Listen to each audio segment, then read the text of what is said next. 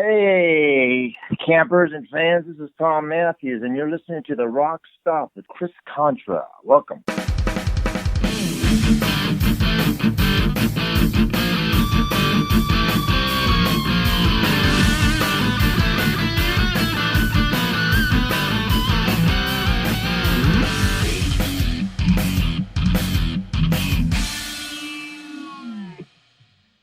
Welcome into the RockStop. Chris Contra here. My guest tonight is one of the stars of the cult classic film Return of the Living Dead. He's also very well known for his role as Tommy Jarvis in Friday the 13th Part 6, Jason Lives. And most recently, he will be appearing in the Western film Warpath. This is Thom Mathews. How's it going, dude? Hey, good. Hey, Chris, how's it going? It's going good. I appreciate you being here. Awesome. Yeah, good to be here. I mean, we got the pandemic going on, so thanks for calling. Yeah, I know. There's something to do. Right. Everybody's locked in right now, and we're really in uncharted waters. I mean, we've never really seen anything like this. Seems like a movie plot that you might have been starring in. Yeah, I've thought about that. It feels very reminiscent of some movies that we've seen, futuristic stuff. It's kind of freaky and scary. It is. It surreal. is. Yeah. Time, yeah. Certainly hoping things get worked out here pretty soon and get back to normal. Yeah, I don't think that. I have a gym membership which I just canceled because I just don't see myself ever going back to the gym anytime soon. I know, it's like you gotta really wait and see what happens. I think that business is going to be obsolete after this. They're just going to run out of money. That's all. And it's going to shut down. Be one of many, I think. I know, it's too bad, but that does seem to be... Yeah. Yeah. Keep our fingers crossed and, hope for the best. Right. That's all we can really do. So, So, I mean, what is your opinion kind of the current state of mainstream movies? Because for me, I'm looking at, like, it's so hard to find good movies of the, currently being made these days. It just seems like it's kind of in shambles to me. Well, it is because, myself, I've been watching Netflix a lot and stuff like that. And I finished Narco, which I thought was fantastic, and now I'm on to Ozark, I'm having a lot of fun. It's holding my attention. So it seems that I can't think of a movie. I loved 1917 last year. That was just my favorite movie I've seen in a long, long time. I just kept watching and go, how the fuck are they shooting this? It's like one shot. And I'm like turning to my wife and said, it's still one shot. Unbelievable. I was really excited about it, and I'm sorry it didn't win the Oscars for much, but it's the best picture, in my opinion, of last year. Yeah. But yeah, you're right. It's things are a lot different, a lot more work, I think, for actors and for a lot less pay. Yeah. There's so much product out there that they want to fill all the slots and stuff. Right, and it seems like creativity's at a pretty low point right now. I mean, you're seeing so many the same type of stories rewritten over and over, and it's nice to when you do find something that's it's kind of original to enjoy. Yeah, I agree with you. When you started your acting career, have you lived most of your life in California, being around the show business? I was actually born on Hollywood Boulevard, believe it or not. Oh, really? I swear to God. And then I grew up a little east of Los Angeles in a place called Covina. And not to be confused with West Covina, because everyone does, because they're always advertising car dealerships or whatnot. And then moved back out to Hollywood and ended up having my senior year at my high school. That was Fairfax High School, which was over by the world-famous Farmers Market on 3rd and Fairfax. And I worked there, and probably a few years after that I got into acting and started doing commercials and stuff like that. And then I got Return of the Living Dead was my first big role. I had done a bit part in The Woman in Red with Gene Wilder, and then I did Return of the Living Dead. I saw in your that you did. Were you in a soap opera called Paper Dolls before that? I was. I did some television too. I did the way I got my acting, my SAG card. I went to work for Lorimar Productions over at the old MGM Studios, which is now, it used to be the Sony lot. I don't know what they're calling it now. But I went to work there with the sole intention of getting my SAG card. So I was working there for maybe a year and a half, 2 years. And I got a walk-on Falcon Crest, which was shot at Lorimar. They did Falcon Crest, they did Dallas, a bunch of other ones. I can't remember off the top of my head, but a bunch of shows. And Doris Saba gave me my break on Falcon Crest.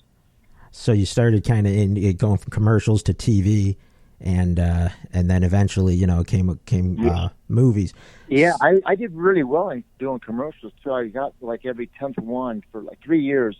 I got every 10th commercial I went up for. Did a bunch of fun stuff. I did one with Nicolette Sheridan before she was huge. Oh yeah, for some foreign beverage in like Norway or Sweden or something.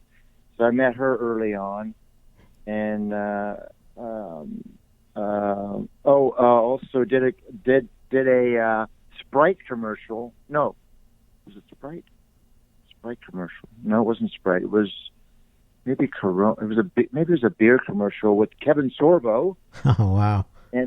And my first future ex-wife on that shoot. Yeah, met her, and then Kevin actually came in after because they had cast somebody else, and that person was a guy. He had a conflict, so they shipped him out, and Kevin came in, and he was a great guy. Yeah, loved Kevin. He was a great guy. That's cool. Was Nicolette Sheridan also on Paper Dolls? She was. Yeah, she was. Yeah, I played a creepy character. I played like a John Hinckley. I wasn't the model guy, which I guess I could have been, but I always considered myself like a character actor. Yeah, I always kind of go for it. Yeah, I was kind of trying to hide. I like acting, so it's always funner for me just to kind of do these characters and stuff. Like Return of the Living Dead, I consider that a character. I guess the closest part to me would be Tommy Jarvis and Jason Lives. Yeah. The closest. Didn't really have to do a lot. I mean, as far as character-wise and stuff, I just kind of made myself and just, was true to the script and stuff like that. Always investing myself emotionally into the script and do little nuggets from different places and stuff. But, so, doing that, investing yourself into the script that way, did you find yourself taking the characters home with you? Oh, I did, yeah. For Return of the Living Dead, it was so weird. Because I started to find myself attracted to punk rockers after like 2 weeks because I had shaved my head and had a little pigtail. So every time I would see myself in the mirror, it was shocking in the beginning. Then I kind of started to get used to it, and then I started, checking out chicks who were punk rockers cruising on Melrose and stuff. I just started to find them attractive. It was bizarre, yeah. So never really your taste before, but no, yeah, I really get into my roles. Yeah, it's weird how that can happen. Yeah, right. And you mentioned, you played kind of a creepy character on Paper Dolls. Did somebody see that and then kind of, maybe want you for Return of the Living Dead, thinking you couldn't fit in? No. I strictly audition. Okay. Just a kick-ass audition, I guess. That I did. Mm-hmm. I just kind of nailed the part. And then from there, Dan O'Bannon cast me in it. He also directed it. Mm-hmm.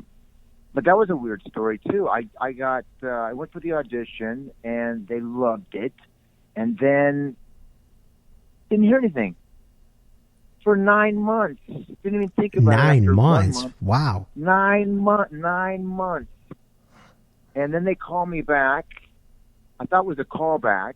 I go there, and they're reading girls who play opposite me for the role of Tina, which Beverly Randolph ended up getting. Right. And then that's how I found out I got the role, because they were reading girls with me. Oh, wow. So they didn't... So what happened was there was some kind of legal issue to the name, the rights to the name, Return of the Living Dead. So they had to get that all worked out. Tom Fox had to get that all worked out, and I guess they did, because we ended up making a movie. Yeah, that's interesting. So initially when you auditioned for the part, did you know it was called like Return of the Living Dead and stuff like that? Yeah. Yeah. Yes. And then after you wait 9 months and don't hear anything, like you said, after 1 month, you probably think that's just gone, that nothing would come of it. Move on. Yeah, exactly. Just move on with your life and go do auditions and, pick things back up. And then out of the blue, hey, call back. And they actually had hired me, which I don't know if they told my agent or she didn't tell me or something. So I went there thinking I was auditioning again. Oh, yeah. They were testing girls opposite me. There's 3 girls. Mm-hmm. And you feel Beverly Randolph, she probably deserved the part most, huh? Yeah, she was great. She's the same. She was the part today. She's the same girl. Yeah, and that's become like one of your biggest movies, of course, Return of the Living Dead. Huge cult classic status. Yeah, yep. And then a year later, I get Friday the 13th for 6. And now, is that because they saw you in Return of the Living Dead, you think? Or did you again, was that another? I just asked the director, Thom McLaughlin, recently, about 4 months ago, because I still see him a lot. We still keep in touch and stuff. Yeah. And I assumed that I did, but I asked him because I never really got the answer. And he was in the room. He was in the room when I was auditioning. Him and Frank Mancuso Jr. and a bunch of other people. So I asked him, I said, did you know that I had done Return of the Living Dead before? I had come in for Friday the 13th. He goes, no, I had no idea. He goes, you're the one who came in and nailed it. He goes, oh. I said, cool. That is very cool. Yeah. I've had Thom McLaughlin on this show, and we've talked about like what he brought to that Friday the 13th movie was that he was a huge fan of like the old Universal horror movies, and he kind of they were lucky to have him, Yeah. So he was so invested in that, and he brought all these Easter eggs all over the place. Right. I mean, all these little gems all over the place. It was fantastic, and he was totally into it. And the script that he wrote was fantastic. It had a beginning, a middle, and I think it's the first time that the fans. That's why it resonates so much with the fans. I think is because we had somebody to root for. Yes. There was actually a character development between me and the Sheriff Ghost's daughter. So that was it wasn't just a slasher movie. There's actually some emotion and right. invested in the roles and stuff. Exactly. And it looked great. It looked really good, and it was cute and funny, and I always play everything for real. Usually, I mean, even in Return of the Living Dead, that was just like a drama to me. It wasn't the comedy. That's so great about that movie. I think part 2 we kind of lost a little bit. We lost a lot of it. I'm not a big fan of part 2, but in part 1, it's truly a dark comedy. You're laughing at the situations that they get themselves into. It's not something that we're doing like some joke or something. It's because of the situations. You can't believe what you're watching. Yeah. I mean, we get the yellow corpse and we're cutting off that thing's head. I mean, I remember laughing, but I couldn't look at it at the same time. I kept jerking my head back and forth because it was so gross. But I was like, oh, I can't believe what I'm watching. It was hysterical. Yeah. And yeah. it's just laced with that throughout the whole movie. It's just a brilliant movie. Throughout the whole movie, right? And I mean, knocking the kid's head off. When we let the yellow corpse out of the freezer, he's banging on the freezer. I'm like undoing the padlock, and Jimmy Kieran's there with the pickaxe. He's supposed to stab him. He goes by.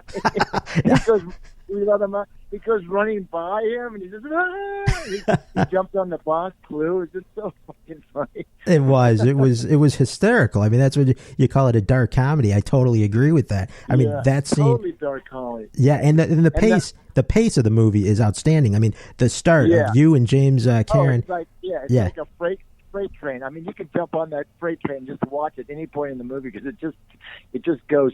That scene, the scene where we cut the yellow corpse head off, we shot that at 6:00 in the morning. It was like, what the hell? So that was kind of tough to get the emotions going, but it played. It worked really well, and oh yeah, I'm really proud. It was really fun, and my character arc was so beautiful. I mean, it's from this innocent kid to this brain-sucking zombie, vicious. Yeah, terror. It's a great. I mean, for an actor to play the arc of that, it just so much fun. Going down the hallway, I can't see shit. I'm banging into everything.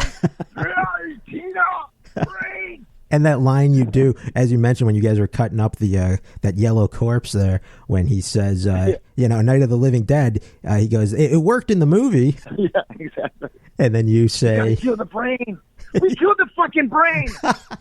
In the office scene, he's giving me the ropes, and we're sitting opposite each other on the desk. Yes. You want to see him? See him? The corpses. Classic. It is classic. I mean, you guys all played it. You, Jimmy, Clue. I mean, you guys worked so well together. Yeah, Clue was the straight man. He just so, he was great. And that, like you were saying earlier, that scene where you're taking off the padlock and he's standing back, Clue's standing back, thinking you guys will take care of it. Come on, Fred. Come on, Fred. Okay, Frank, now you get him. Come to, okay. Butterflies. Remember the half butterflies? Oh, yeah. They come alive. That was... Split dog. Yeah, the split dog. Beating it with a cane. That was all improvised. It was a lot of fun, yeah. Yeah, I mean, it seems like it was improvised. Yeah, like this job. Like this job. I just threw that in there. Oh, really? What are you talking about? Like this job. And that was a great line. Crazy old man. Yeah. That was outstanding stuff. And That's a funny movie. What line do you think people look for you to say most from that movie? Well, what I write when I'm doing autographs is I usually write, "I can smell your brains." Uh-huh. And if it's a woman, I'll go, "If you love me, you'll let me eat your brains." Right. Yeah. Or send more cops. Sometimes. Yeah. You mean the movie Lied? You mean the movie Lied? I get a lot of that. Yeah, I request that a lot. And that's why, like I was saying at the kind of the top of the show here, I'm like, movies these days, I just don't know that they're going to have a lot of them anyway. I mean, whether they're in the horror genre or not, I don't know that they're going to really have that staying power like some of those ones that, like you were in the 80s. Yeah. It was a special time for sure for movies in general, especially indie movies, because I've done a lot of big budget movies, and I don't know what happens, but they lose the art. Some of them, if you overthink them, they kind of lose, because when you're on the set, you're creative and you see what's going on and you run the scene a couple, and then you come up with stuff, and if it's too, you got to stick to the script, and it just loses its spontaneity and artistry sometimes. I think it's right. too big of a budget, and everyone's like freaked out and blah blah blah. Yeah, but the indie films are a little bit shooting from the hip and right. a lot more fun. Yep, and I think they just have better staying power. And as far as Return of the Living Dead goes, did you stay close with a lot of the cast members throughout the years, or? I have, yeah. I have. Like I said, I see Thom a lot. See Linnea, and we're all kind of brought together a lot for the conventions. Yeah. The horror conventions all over the country. Jimmy and Kara and I were really close, and we found out on part 2 that we had the same birthday. Oh yeah. Which was kind of freaky and cool all at the same time. Yeah. So we've been friends ever since we shot. 35, 40 years. He passed, a year ago. Yeah. In October. So, but he would come over to our house. He was Jewish. I'm Catholic, so he would come over. I called him up like 10 years ago. I said, "What are you doing? You guys do Christmas dinner?" He goes, "No, we stay at home." I said, "Would you want to come over here and just have a meal?" He goes, "Sure. We don't do anything." So him and his wife Alba started coming over here like 10 years ago, and we'd have Christmas Day dinner. That's when we celebrate it. Yeah. And then he and I, on our birthday, we'd always, go have a meal on our birthday. So it was really close to him, and really miss him. And yeah, that's great to hear that you guys actually, be outside of the movie, became friends and stayed close. That's cool to hear. Yeah, we have. Yeah. We lived close by, so it wasn't too much of a struggle. And he was just fond memories of him and I, because most of my scenes were with him. Yeah. And so we spent a lot of time in a makeup chair, and just the freaking great stories that he had, because, he's from New York, and he was on Broadway. He was in Streetcar Named Desire as the gentleman caller Wow. Brando. I mean, the stories that he told was just unbelievable. Marilyn Monroe, he was good friends with Jason Robards. He would go watch out, and he was in a play with Marilyn Monroe, and President Kennedy would swing by because they were doing that thing. Yeah. Right. And just a great stories, just wonderful stories. Yeah, that's. Jimmy was so infectious. I mean, he would. If I was a producer, I would just hire him to have him around the set. Right. He was just a positive energy, It's great. I believe it. And then, being from old school Hollywood, I mean, just, whether he, gives you direct tips or not, just watching the guy, how he would work and things like that, I'm sure is a huge part of, for young actors to see. He had a standing dinner or lunch over at a place over here in Hollywood, on Hollywood Boulevard, called Musso and Frank's. And he had a standing lunch with friends for 45 years. And I was invited to that, and it was kind of cool. That is cool, yeah. It was a great legendary steak place, and really old wood, and, the grill's right there, and it was really cool. So we would always sit in the Marilyn Monroe booth. That's awesome. Been around. The writers used to go there from Warner Brothers and for lunch, and the studio would have to send a van over to go pick them all up because they're all drunk after 2.5 hours. So it's got a lot of history. Yeah. Frank's. Now you mentioned. Yeah, I was going to say, you said that you got out of high school and then you kind of got into the acting. Did you have any other plans before acting came along? I had no freaking idea what I was going to do when I got out of high school, and I took all the courses. What do you want to do when you get out of high school? And I was like, I knew I didn't want to be in an office and do a 9-to-5 thing. It wasn't me. I couldn't do it. I was lucky though, because my grandfather, who I lived with in Hollywood, he worked for the studios and he was a carpenter. So I got that. So we always had tools around in the garage and stuff. And my dad was a contractor. So, I was learning stuff, not even knowing how much I was learning. And that just I was outside, and, it was kind of cool. So I've always kind of done that. And I have my own company now, and I have had for a long, long time, and done some incredible stuff. For Ozzy Osbourne and Brian Singer, we built him a brand new house. We tore it down, built him a 7-car garage with a turntable, and really a lot of fun. Oh, wow.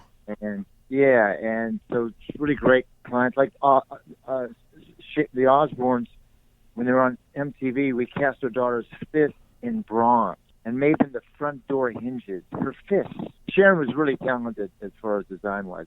Had the budget, so it was really creative and fun. She came to me and goes, one day, she goes, Tom, can we move the pool? I said, sure, Sharon, we can move the pool. And then another day, she had these 3 crystal chandeliers dropped out, and they were shaped in boats, 3 of them. She goes, what can we do with these? I said, well, give me a second. So it took me a couple of days. I'm walking around the house, and there's this long ass hallway in the house. And I said, Sharon, I got it. Come over here. I said, look at the hallway. I said, the Nina, the Pinta, and the Santa Maria, just kind of drifting down the hallway. And so the river was flip-flopped, and they were kind of cantered one way or the other, drifting down the hallway. These very expensive crystal chandelier boats, and she goes, she loved it. So that's what we ended up doing. Awesome. That was a good idea. That worked perfectly. So that keeps me busy. That actually still, I still get up. It gets me out the door in the morning. Yeah. Because, acting, drive you freaking crazy if you don't have a routine or something. Right. Keep your mind on. I mean, how much can you work out? How many classes can you go to? Right. Exactly. Without going insane. So that gets me up out of the door, and it's creative, it's fun, and it's different every day. Yeah, that's cool. It's outside, inside, so it's fun. And, so many actors don't even ever think about a fallback plan, or not even a fallback plan, but just other things to do. That's all they focus on.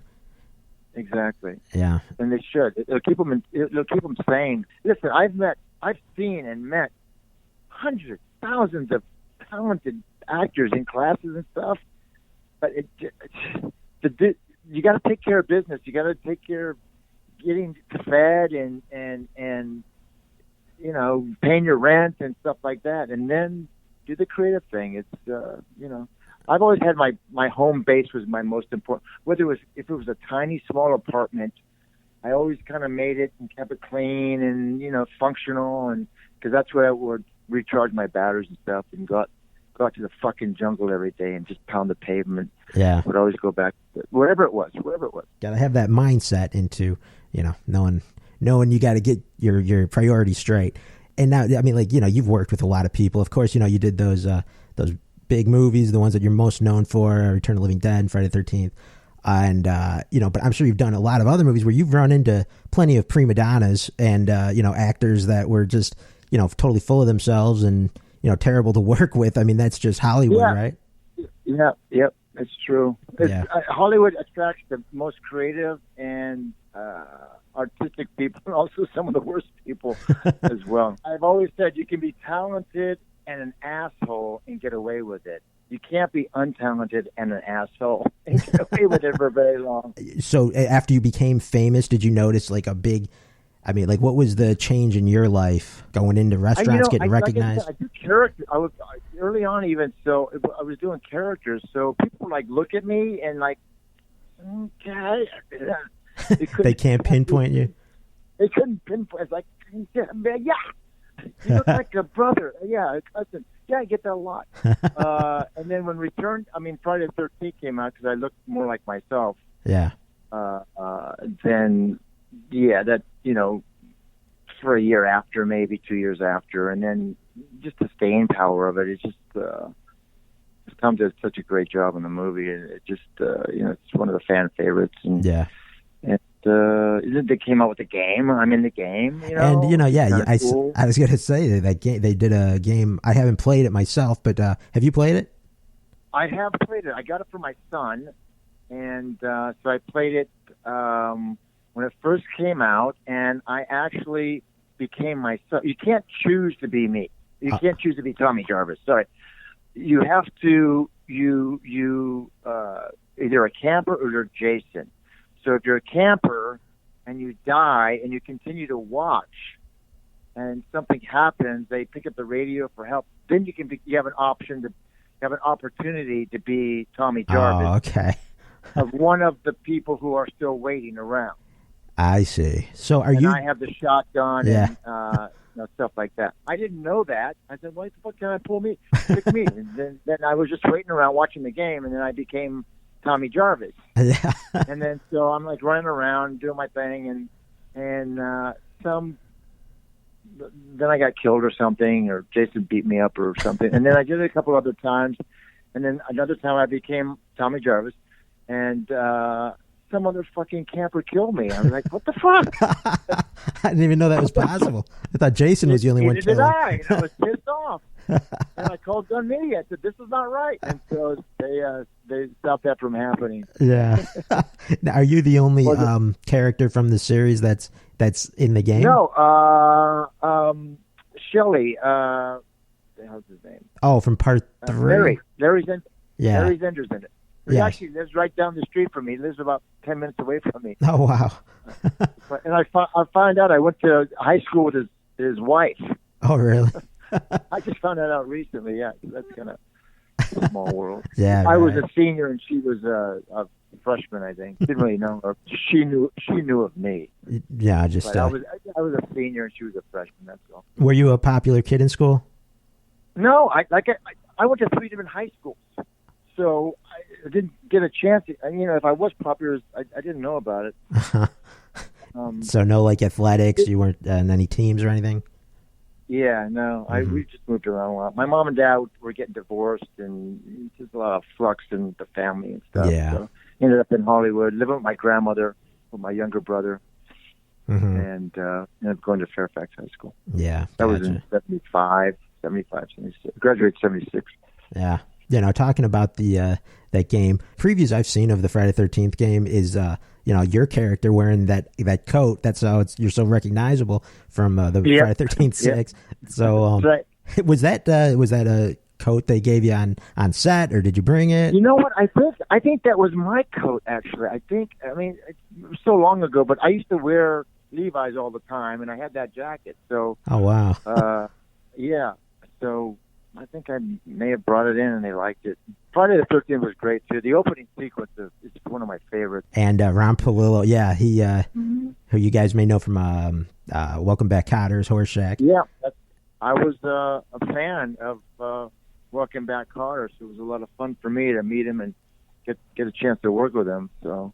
And again, it's interesting because you think about your opening scene there in Return of the Living Dead, like the first 15, 20 minutes of you and James Karen just, being great on screen together. And then in Friday the 13th, you got you and Ron Palillo in the first, 5 to 10 minutes. Kind of similar. I mean, just, really loving how you guys played off of each other. Two characters. Yeah, that's true. That was great stuff. About that. And that was all, both of those. Yeah, Ron and I, that was all before the credits, too. Right. We had a little scene before, and then all hell breaks loose. And that's the great work of Tom McLaughlin. Like you said, they were very lucky to have him in there because he really breathed some great new life into the series. Did. And they blew it, man. They should have carried our storyline in part 7. I don't know why they bounce around so much. It was so confusing. I don't know. Just bizarre. You could just see that it had bones, it was a solid movie.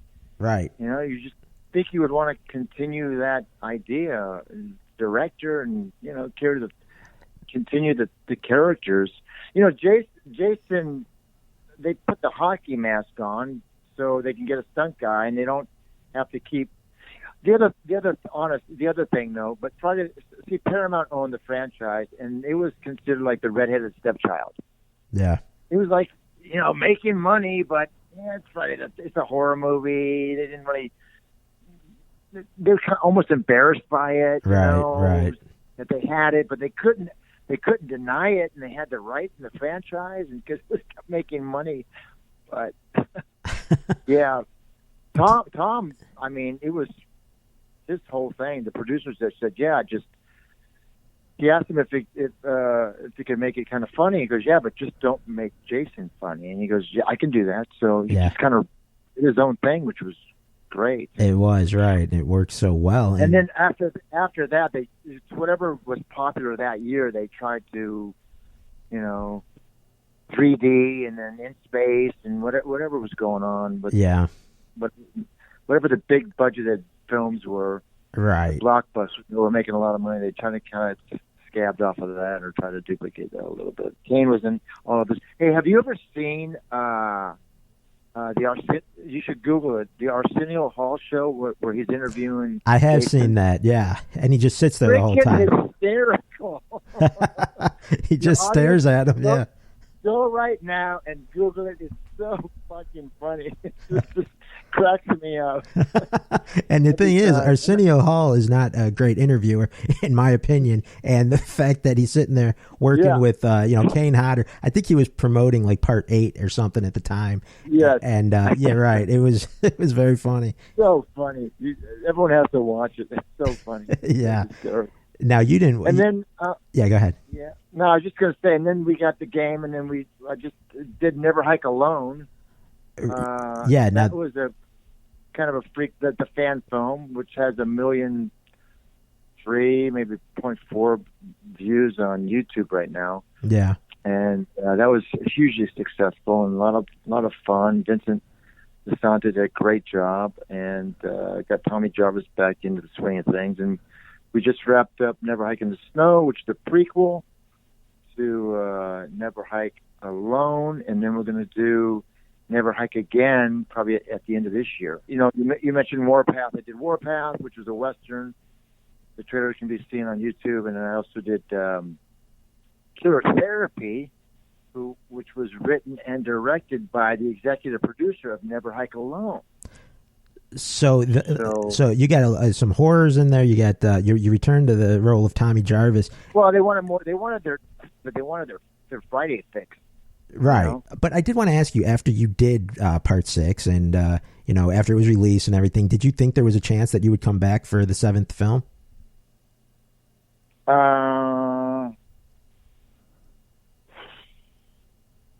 Yeah, I don't think so. I don't think I was hoping so. I do know, because my agent told me that after they screened it, they called me my agent, and they asked for 20 headshots because I think they were going to submit me for other things for Paramount. So they were really excited about it, excited about me, I guess. And yeah, I was hoping you just have no control over it unless you're doing it yourself.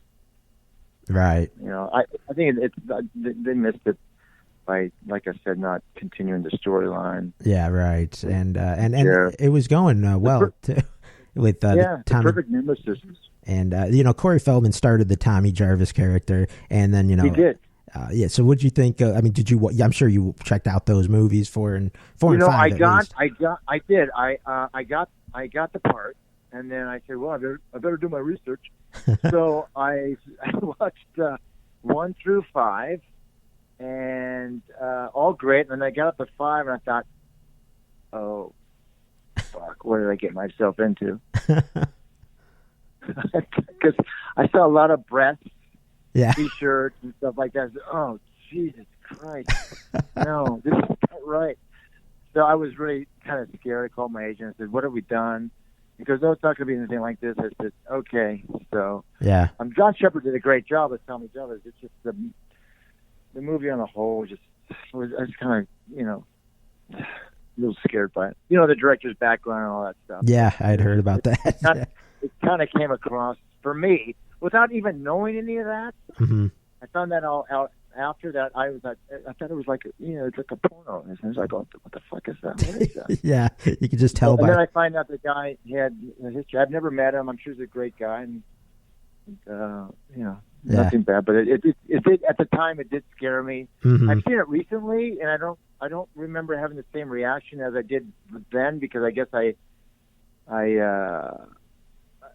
hadn't seen it and wasn't really into horror at the time, and so I was just the quality of it and stuff like that. Mark Venturini's also in that one, right? I think. So it is Spider. What's his name? Oh, Miguel Nunez. Yeah, Miguel. Yeah. Miguel. Sorry, Miguel. Right. But to your point, like saying, watching the movie and you're thinking, as a young actor, you don't want to, go into something that's like almost pornographic. And you still want to kind of keep stay on the. I got you. Totally understand that. But then Part 6 was outstanding and everybody loves it. And it's still talked about today as probably one of the favorite sequels in the whole series. Tom McLaughlin's direction was so great. And did he give you, when you were working on set, did he give you some opportunities there to sort of improvise things? And yeah, he did. He actually came to me at one moment. He goes, he said, Tom, how do I get, you're in the boat. And he said, and Jason's up here torturing the kids. I said, how do I get him from there to you? I said, I'll just yell from the boat because he's the one I'm after. Yeah. He's after me. I said, come on, Megan, it's me. You want to remember your pussy? So right. that was an opportunity that we did. And there's stuff. A weird thing happened, though. I was sitting around during the shooting. It was one of the breaks where they were moving locations, just setting up the lighting and stuff. So a bunch of us are sitting around. And this kid comes up. And he goes, he's like 8 or 9. He goes, excuse me. I said, yeah. He goes, do you know who Jason is? I said, gee, which was a weird question. I said, oh gosh, kid, not really. Must be, I'm not sure he's here today, blah, blah. He goes, oh shoot. And he looks down, kind of depressed and disappointed.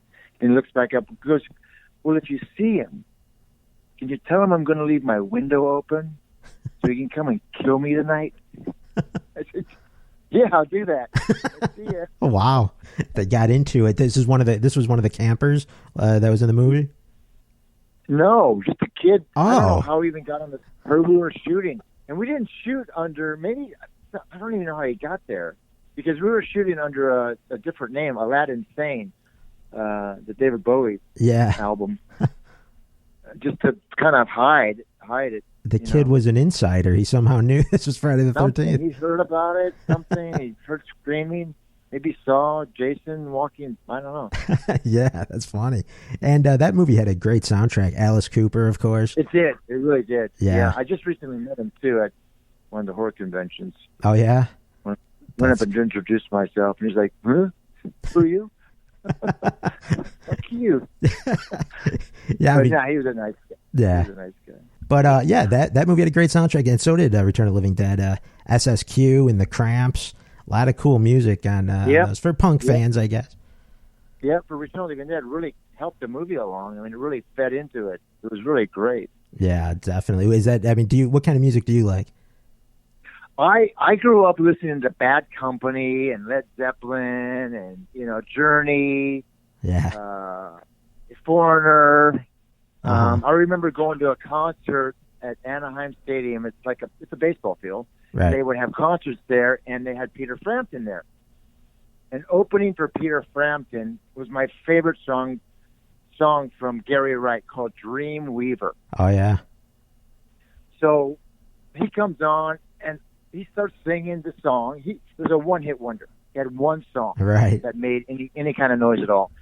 And I remember, I got so excited. I stood up and I started rocking out. The fucking security guy comes up from behind me. Hey, do you mind sitting down? I looked around. I was the only one standing up. It's a concert. I mean, come on. You're supposed to rock out. Yeah, I know. Exactly, right? Who are you? Yeah.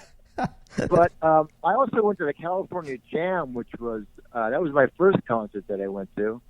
And they had Black Sabbath. Ozzy was there. Oh, yeah. In the band. Deep Purple. Yeah, it was like a 24-hour or maybe 14-hour event. But a lot of that was the day of the streakers. Everyone would take off their clothes and just streak, right. Start running across the thing. But it was like Woodstock on the West Coast. Right, that's cool. That's definitely a memorable experience. Yeah, it was. It was pretty wild. Very cool. So as we wind down here, this is Thom Mathews you're listening to here on the RockStop. I know you talk about, your biggest movies were in the horror genre, Return of the Living Dead, Friday the 13th, 6. Did you ever worry about getting typecast that you couldn't do maybe some drama roles or things like that? No, not really. I do. Yeah, I remember. I don't know if you saw Dirty Harry, the guy who played the bad guy, Andrew Robinson. He got typecast. So that's never. I mean, he worked, which is good. I mean, because as an actor, you just want to keep working. Right. I guess you would get kind of bored doing the same thing, but yeah, no, I was just happy to work. I wasn't too worried about getting typecast. I did a bunch of other stuff too. Yeah. That didn't make quite as much noise, as the horror stuff. Right. But just happy. At the time, I was happy to get a job, and nowadays I'm happy to go out and greet everybody. I kind of didn't do the horror conventions because I felt like I was like selling my soul, because you give them a picture, you sign it, and they give you a couple of bucks. And but I'm so glad I started doing them, because I get out there and I meet the people and the fans, and it just really amazes me how it touched their lives and how impactful the little horror film was. It was just I remember when and they tell me their stories, and just really really touching and heartfelt from the people. So it's it's been great for me. Yeah. And now it's making the game brought it back. The game's amazing because it's creating a whole new younger fan base, because they shouldn't really see any of the Friday the 13th until they're at least. Well, I didn't let my kids see them until they were 13. That's so a good age. These younger kids, 8 and 9, can play the game though, and younger, and then they are becoming fans of Jason again, or Friday the 13th, which is kind of a cool thing. And of course seeing your character in there, which is extra cool. Yeah. Yeah. Yeah. Well, we brought in the shotgun too for Never Hike in the Snow from the game. We laced that in there, and I came up with a one-liner for, because the sheriff in the deputy who played in part 6, Vinny Gustafaro, he's in Never Hike in the Snow. Oh, okay. He's now the sheriff, and he's outfitted his whole squad of 3 or 4 deputies with these high-tech laser pistols. I've come up with I put in a one-liner in there it'll make a great T-shirt. You'll have to see it to figure out what it is, but it pretty stands out. It's pretty good. It's going to be on YouTube, like Never Hike Alone is. All right.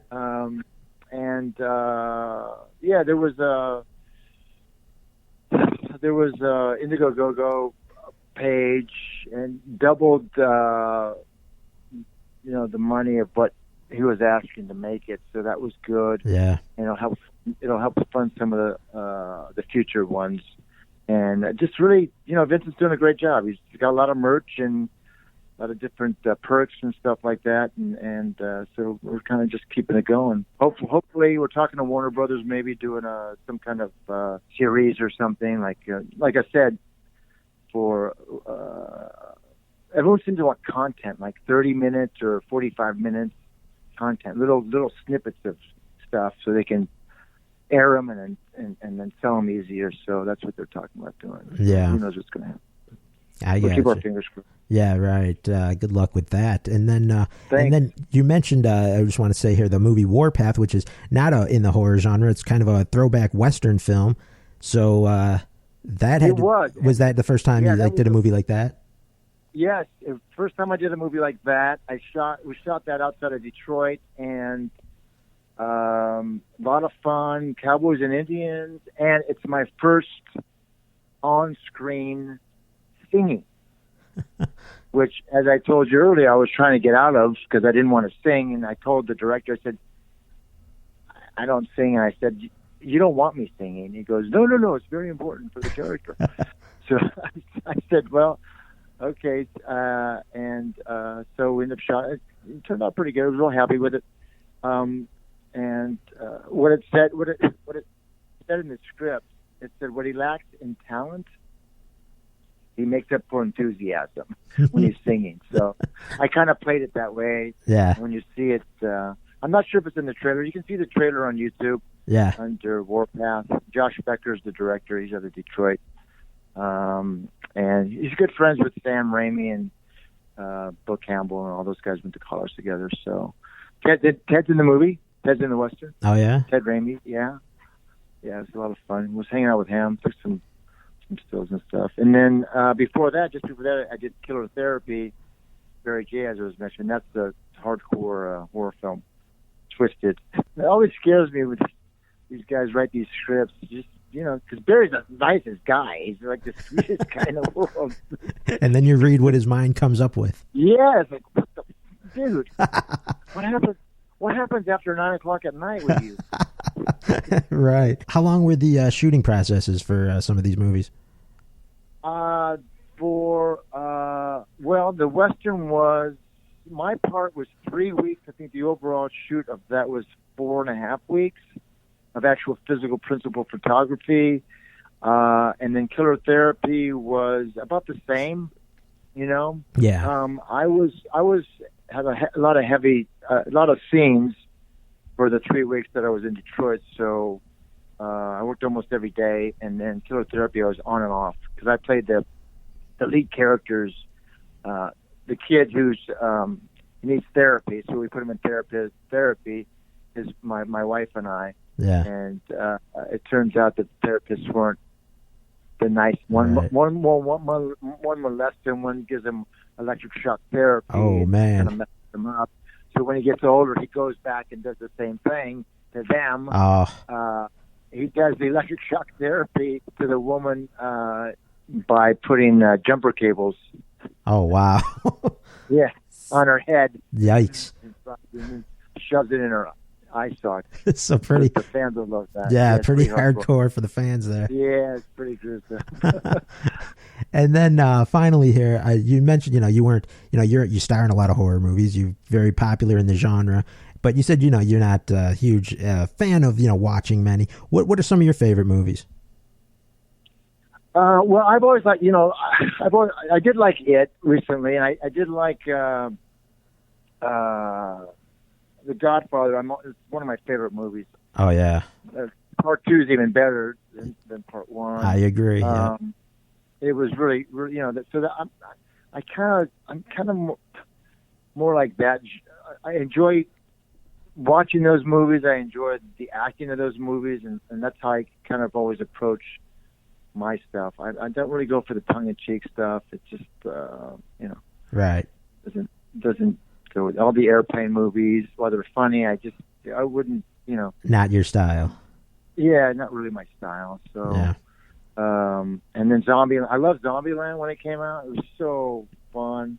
I haven't seen the sequel, but more the serious comedy stuff. Yeah, the dark comedy stuff like that. I got you. Yeah, I got that kind of sense of humor anyway. So right on.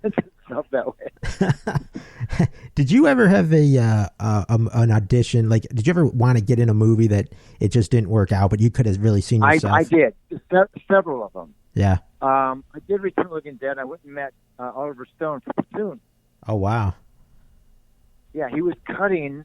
I met him over at Lionsgate. He was cutting, editing El Salvador, which was a great. I don't know if you've seen it, but you should see it. It's a great movie with James Woods, and so he was editing that. And then I just kind of talked to him because he was plugged in with John Daly and Derek Gibson. They were the producers behind Return of the Living Dead. Yeah. Distribution-wise and stuff like that. Tom Fox was the producer. I think they were executive producers. And that one it went well. The meeting was great, but Charlie ended up getting the role. Just bigger name, power, and blah blah blah. So there's a couple of movies that couple of roles that should have gone my way. Yeah. For some reason they. I was just gonna say I could have totally seen you in that movie. I think you would have fit in. Dude, I would have kicked ass in that role. I think so. Great. Yeah. I would have kicked ass in that role. I was like, that was frustrating. Yeah. And again, the acting thing, you get in your head, because you can't figure it out. I'll do a great audition and know it's great and not get the part. It's like, God, you beat yourself up. What did I do wrong? Blah, blah. And then I'll do not so good of an audition that I feel is not so great. And then get the part. It's like, I just can't make sense of this. I don't know how to make it work. It's just so weird. It's just, luck. The best advice, if anyone's out there wanting to do, just be calm, be confident, and just be yourself and relax, because everything else you have no control over. Because, the director, you may not look like the person that he has in mind. I've been casting stuff, and they have other people come in and cast with me. I've done 11 Albert Pune movies, so that was a very fun time. Also in 80s and 90s, but I've been cast and read with other people, other actors, and the guy who I thought should have had the part didn't get the part for some reason. It was hair coloring or stupid stuff. Yeah. Whatever, right. Whatever. So I'm just yeah.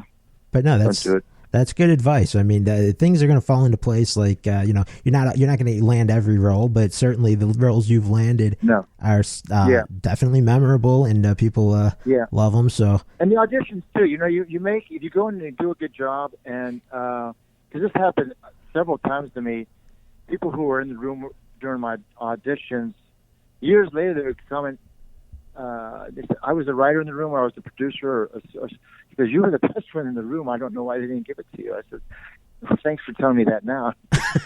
Right. Yeah, I should have gotten it. But it's a tough business.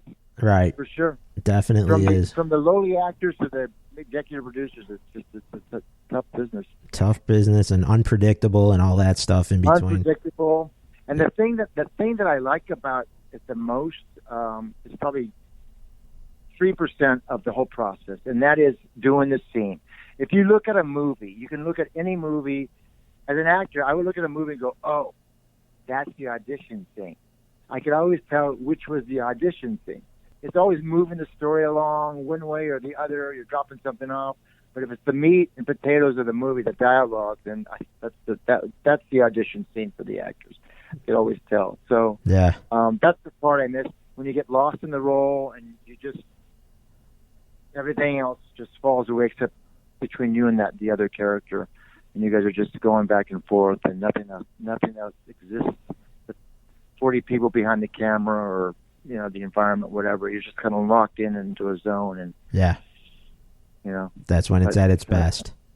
Yep, exactly. Well said. And I definitely thank you for taking time out of your day here today, Thom, for coming on the show. And it's been really great talking with you, man. My pleasure. Call back tomorrow. I'll be here. Right on. All right, Chris. Thanks for the call. Appreciate it. All right. Take care, man. Thanks for having me on. All right. Bye-bye.